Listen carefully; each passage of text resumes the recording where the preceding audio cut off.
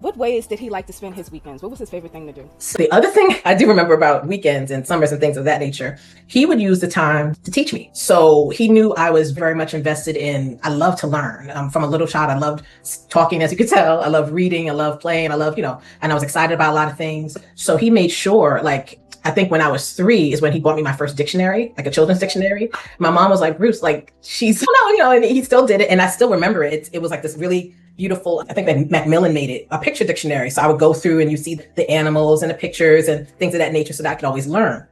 The other thing he would do is, I'm telling myself, math was not my favorite subject for a long time. So what he would do is on weekends, he would use the time to make me do math problems. And I'm like, but he would, make sure that I was good with my multiplication tables. Okay, let's practice this. Let's do that. So we did that a lot, but he made it fun. It wasn't like, crazy, but it was just like good grief. But I knew he was doing that to make sure I stayed ahead. And one other memory that comes to mind is he would do this thing where he would dictate a letter and have me write it. So let's say he would say, okay, we're writing a letter to this corporation. We're writing this letter. Dear so-and-so, and I'm taking notes.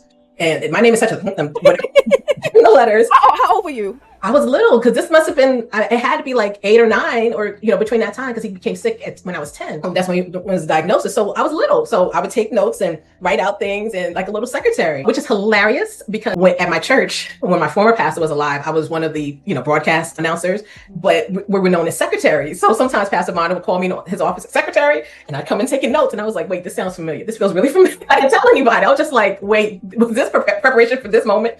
So, but he did it with the intention of making sure that I was prepared from an education standpoint, because my parents both knew I had a zest for learning. And I'll always appreciate that about them, the fact that they supported that. And they wanted to make sure that Sheila wants to do well in school and she wants to go to a good school. So we're going to do all that we can. So yeah, those are the memories I have. And then other memories, it wasn't always work. As a family, we would play board games, game of life.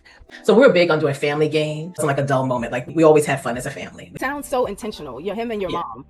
Yeah. When you have a family, you really need to think about what seeds do I want to sow? What legacy do I want to leave my imprint on? How do I want these little people to be developed and trained? He felt like he was thinking, him and your mom was thinking through all of that, because that takes time because life happens so fast. Yeah. And it's like you kind of fly by the seat of your pants, especially when you're parents. But to think through like, okay, we're going to take family vacations. We're going to spend quality time. I'm going to give her a dictionary at 3 years old. He was thinking like, this little mom is going to be a genius. Parents were exposing you to a variety of things, which is beautiful in parenting.